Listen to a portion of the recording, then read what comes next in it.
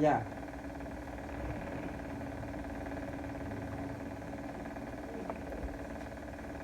Mấy giờ gọi à? 7 giờ gọi.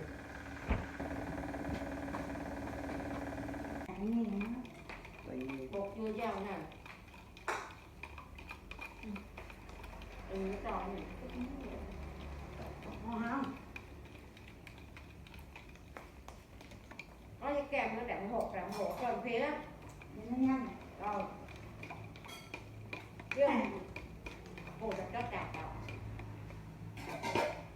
Cái kem ơi biết không? Họ biết ăn mua gì có này cũng có bỏ người khác. Vậy mình biết nó nè.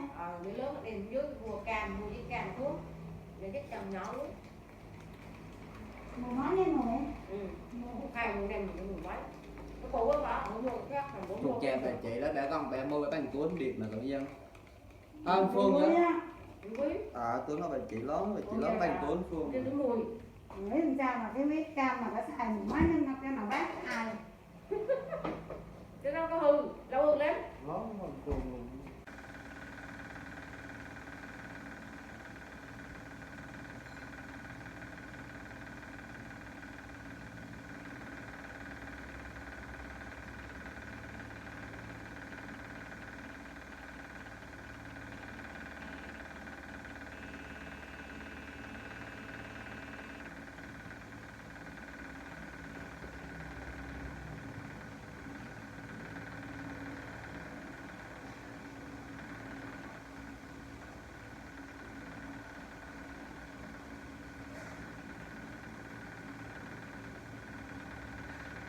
Chắc đây cầu xin thật bài. Con được tiếp bài.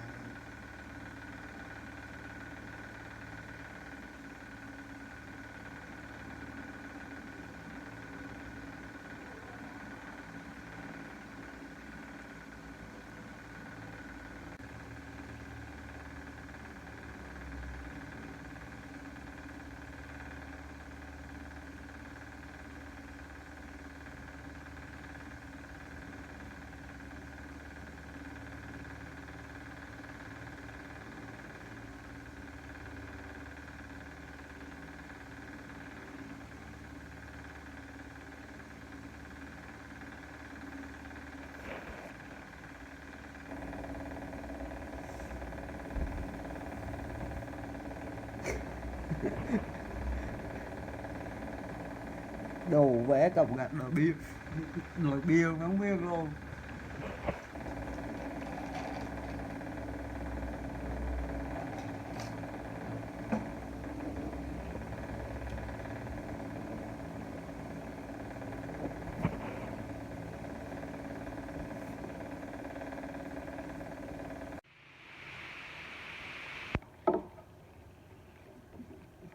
Chớ bột cho ba tôi uống nha anh em.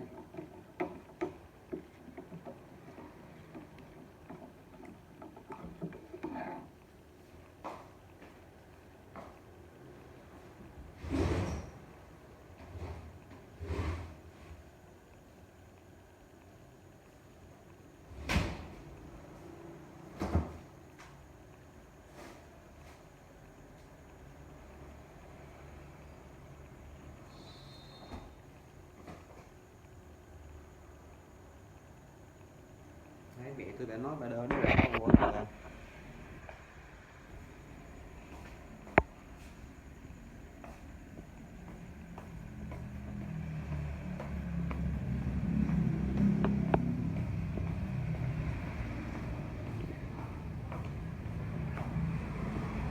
Ủa, banh tay banh chân rồi thì banh sát luôn em, độ ớn thiệt.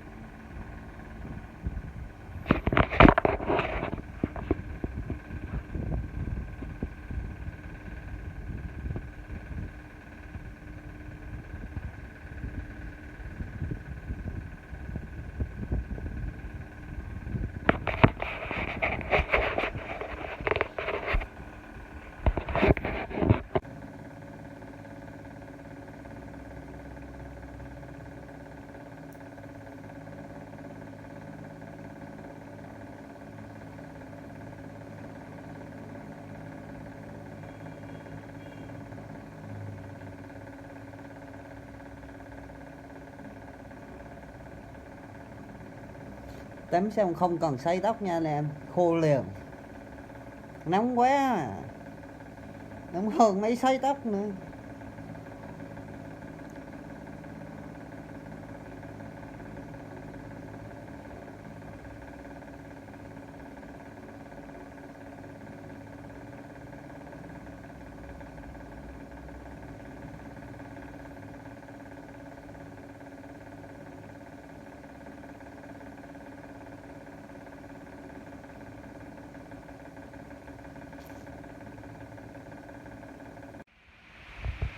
Tiếp tục rồi làm nghe báo nha anh em.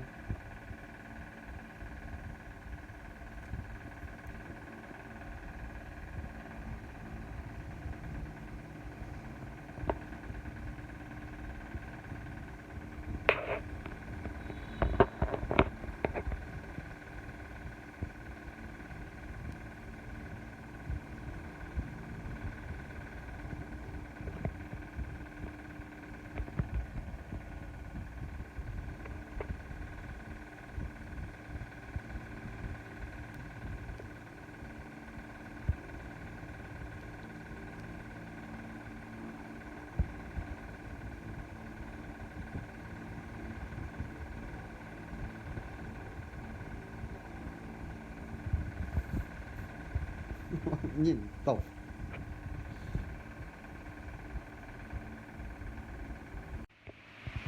YouTuber chuẩn bị nấu tiếp tục quay nha anh em. Tắm xong vẫn nóng, sợ thiệt. Tôi báo kinh tế ngồi quan sát nha, coi tình hình diễn biến thế giới rồi cập nhật để với người ta cho biết mình giờ 5.0 rồi, phải cập nhật, phải biết được này kia rồi đầu óc nó thông thoáng nha nè.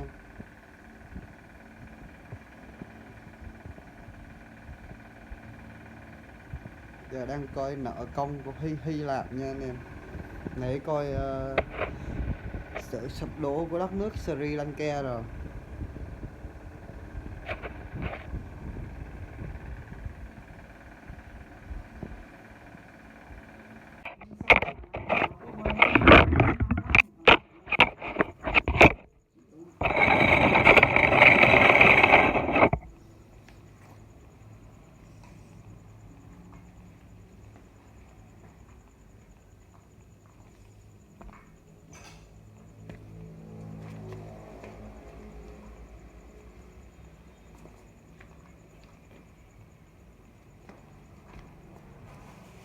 Thoát cái này.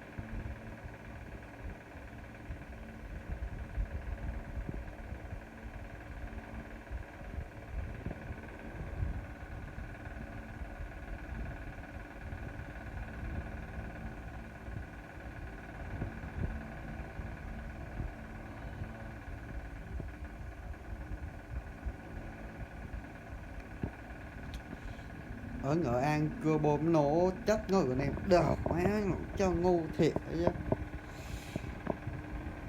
Nó cưa bom xong rồi ngừ nó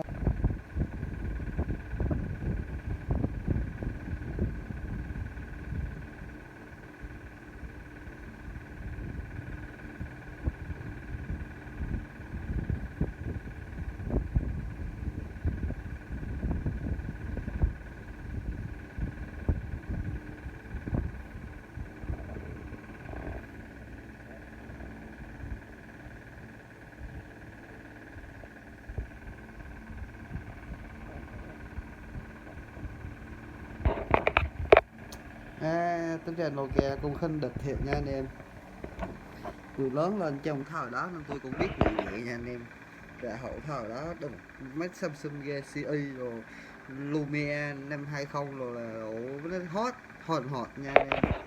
Nhưng mà bình thường là vẫn mua được, mấy người siêu giàu vẫn mua được. Hồi đó có 3 triệu 4 triệu một cái Lumia. Nói với tiếp tục rồi nằm nghe báo nha anh em.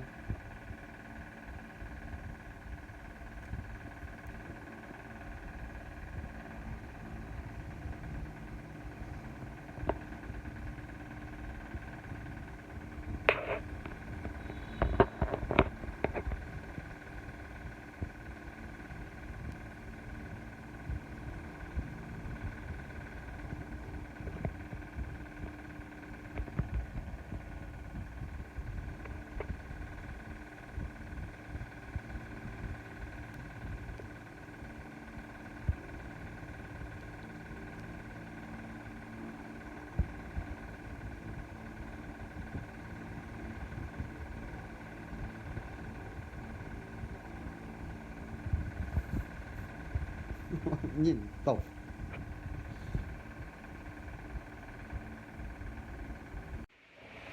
Tiếp tục nha anh em, ngồi chơi uống cam nha.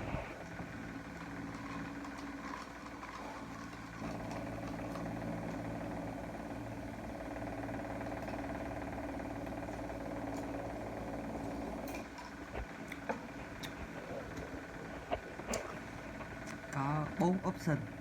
Tôi muốn mua điện thoại trong thời điểm hiện tại nếu như tôi có tiền nhẹ nhẹ.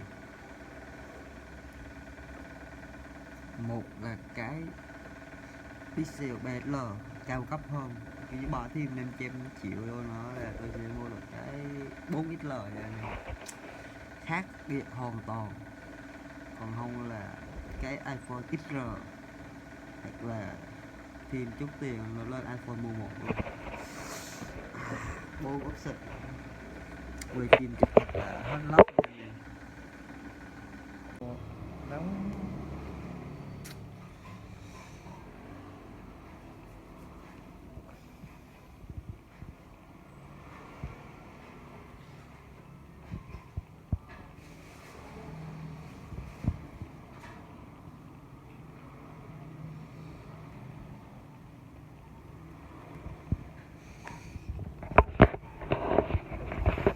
Mùa này em thành mới chót qua em đi em gặp con chào một cái, gặp bè em chào bè em cái. Chào bé ấy.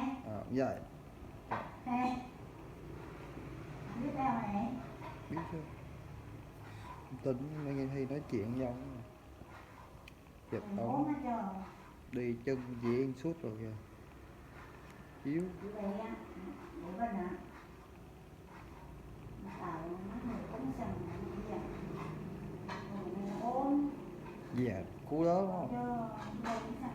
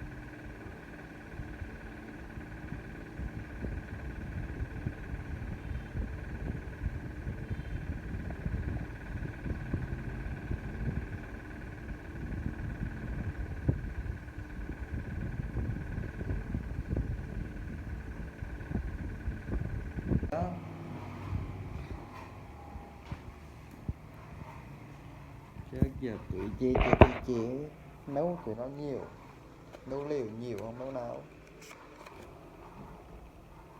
không biết chuyện gì xảy ra nên thôi nhỉ.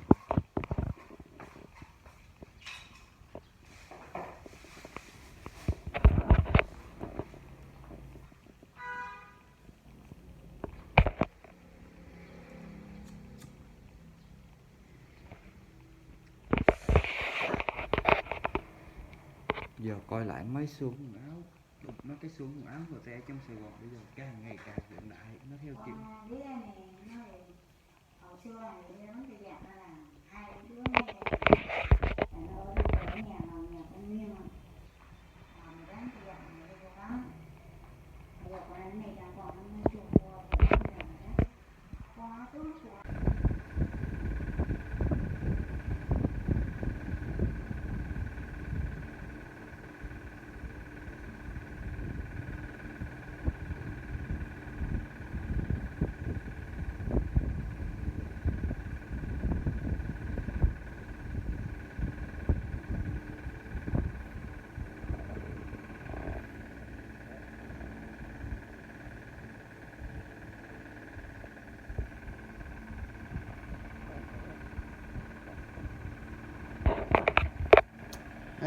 tính ra Nokia cũng khinh địch thiệt nha anh em. Tôi lớn lên trong thời đó nên tôi cũng biết vậy nha anh em. Đại hậu thời đó đúng mấy Samsung Galaxy rồi Lumia năm 20 rồi là nó hot nha anh em. Nhưng mà bình thường là vẫn mua được, mấy người siêu giàu vẫn mua được. Hồi đó có 3 triệu 4 triệu một cái Lumia nó với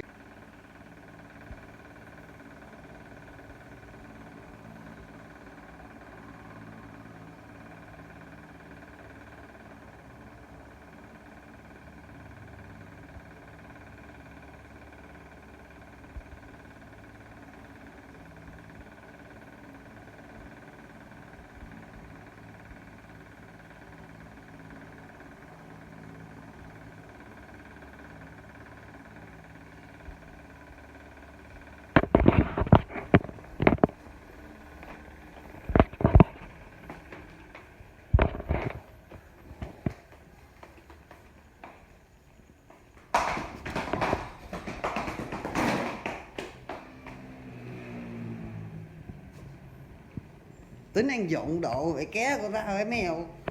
Mẹ mày cá thơm quá đi vậy. Đó.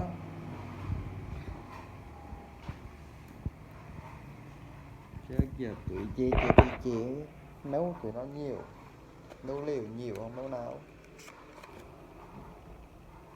không biết chuyện gì xảy ra nên thôi nhỉ.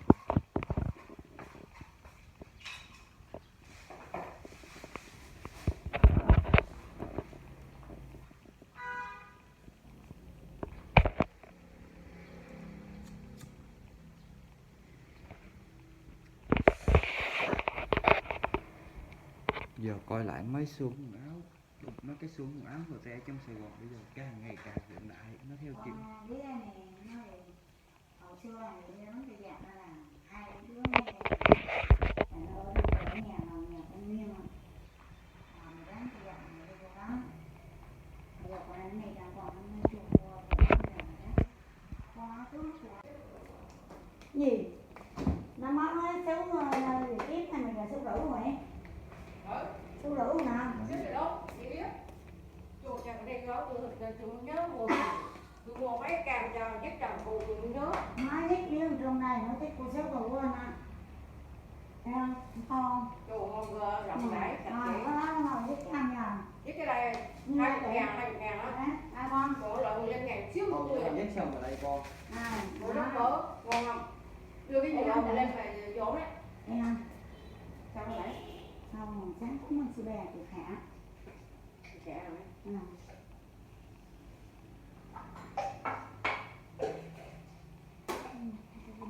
Ăn gì đây? Ngon hả? Biết sao ngon. Sao bên đó mình nấu vậy ngon chị? Ở nhà vô mà nấu luôn ngon ấy. Cái này thì nhỏ này nghe.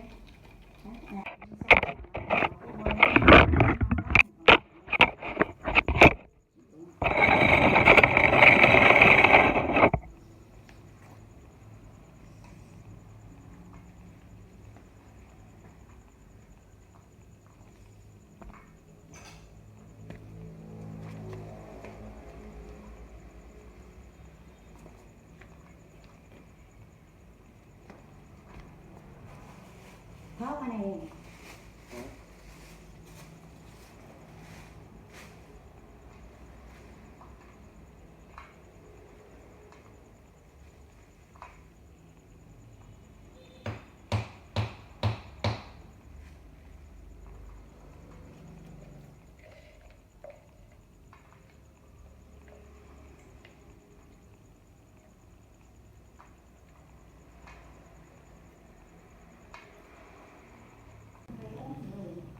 bị ốm thằng bị ốm thằng mình đeo một cái mình đeo khô nó khó đi mình đeo khô để nó mát khô gì à con sống còn ấm vậy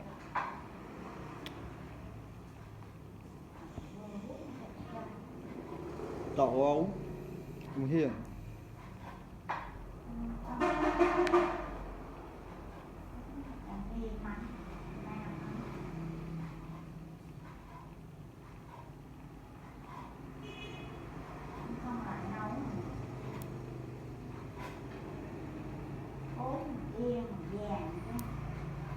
Không còn trong tình trạng đó mẹ thờ với chú Bảy là giờ ít á, giờ đàn bà con gái mấy đứa con gái bây giờ nuôi gốm, bây giờ nó gơ hơn nhiều, thờ của mẹ thờ của chú Bảy rồi bình thường.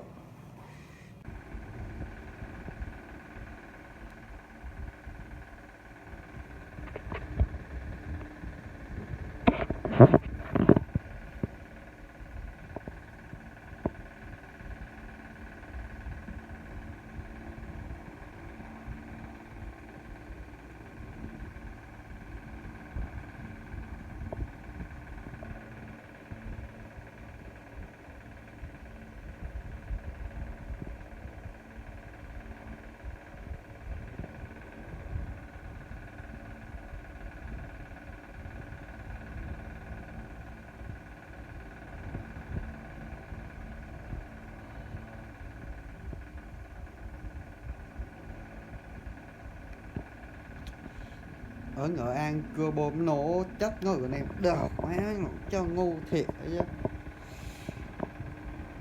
Nó cưa bom xong rồi ngừ nó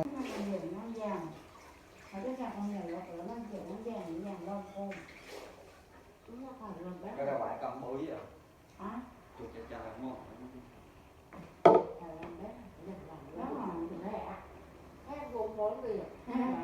Đúng không? Cái chỗ mấy nó vẫn bắt vào đó. Nó lẩu đầu về em biết bà sư vàng của sư bè là toàn bộ đất lậu không mẹ Chắc tôi là thô lỗ, làm lung tung ăn lỗ. chắc ổng tới ai đi ngủ đi đâu này đi sao Nên thấy ăn bằng áo một ốm một gồ trơn à. nên thở lại á chị cũng có nữa cũng bệnh như ổng đổ sư phụ tôi không chưa có Cái bấy gì đây nhà cô ấy. có chưa đây là sư phụ cái ai hồi chiều có bấy vào lên ra cũng ăn nó ăn thằng nào thì nó đeo ổng thì Thầy lâu làm gì sư phụ làm. để đi theo đoàn thu tu á như Bột chưa dao nè. Cái tròn này. không Nó cái kèm nó đậm hột rồi phía á. để nó nhanh Rồi.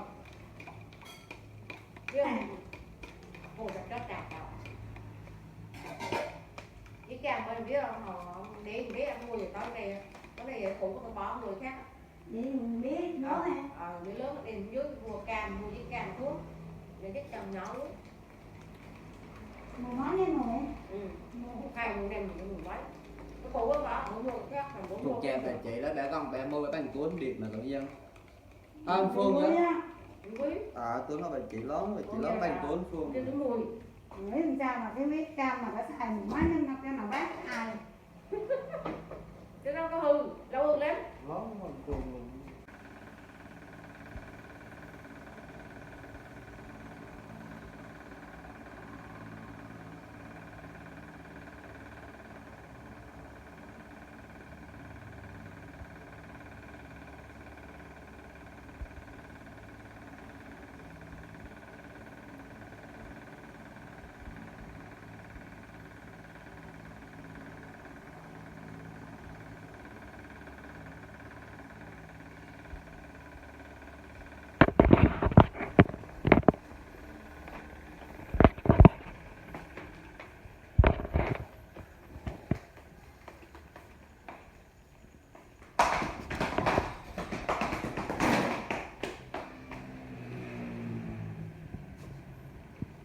Tính ăn dụng độ mày ké của tao cái mèo. Mẹ mày cá ngon quá chứ gì.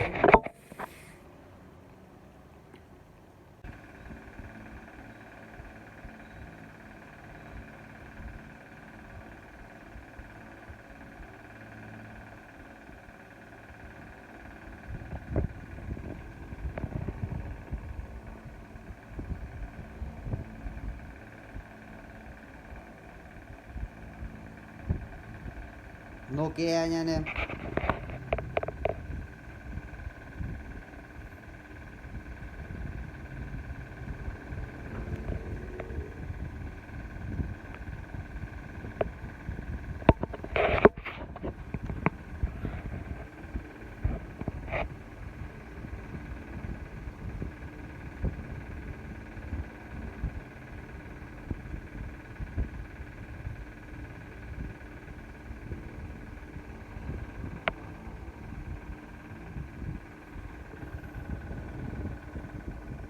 Lời yêu thương đó là mấy thằng kia nhắn tin hỏi thăm sức khỏe rồi của em, hỏi em ăn sáng rồi chưa, thiệt luôn á. Ông bắt ghen mà nhìn là người ta coi là người ta nơ ông luôn. Là ông vẫn xưng anh em bình thường cho anh không có xưng mày tao, ông không có nóng nảy lên. Mà ông biết là chuyện nó như vậy rồi, dù gì ông cũng ra ông ly hôn rồi, cho nên là ông nói chuyện từ tới phút cuối luôn cho con đó nó suy ngẫm.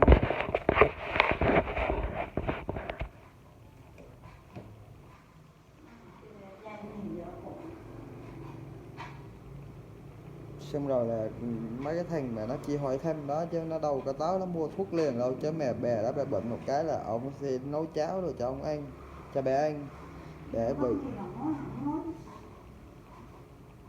Cho nên là bé đã bé sai ở chỗ là tuy là tiền bé chỉ ham mấy cái lời mật ngọt của mấy thằng bây giờ. Cái lời yêu thương đó là mấy thằng kia nhắn tin hỏi thăm sức khỏe rồi của em, hỏi em ăn sáng rồi chưa, thiệt luôn á.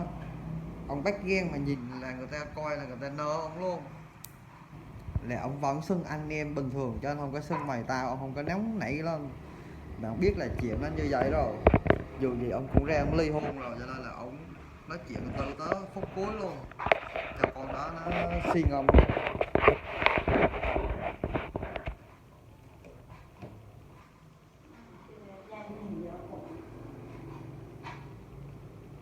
Xong rồi là mấy cái thằng mà nó chỉ hỏi thăm đó chứ nó đâu có tới nó mua thuốc liền đâu, chứ mẹ bè đã bệnh một cái là ông sẽ nấu cháo rồi cho ông ăn, cho bé ăn để bị. Cho nên là bé đã bé sai ở chỗ là tuy là tiền bé chỉ ham mấy cái lời mật ngọt của mấy thằng bây giờ.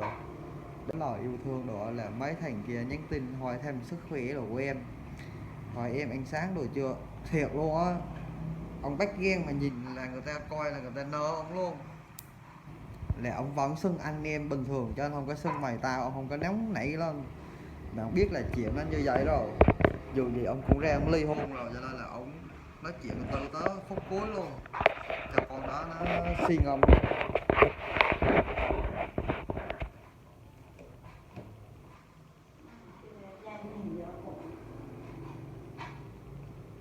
Xong rồi là mấy cái thằng mà nó chỉ hỏi thăm đó chứ nó đâu có tới nó mua thuốc liền đâu, chứ mẹ bè đã bệnh một cái là ông sẽ nấu cháo rồi cho ông ăn, cho bé ăn để bị. Cho nên là bé đã bé sai ở chỗ là tuy là tiền bé chỉ ham mấy cái lời mật ngọt của mấy thằng bây giờ.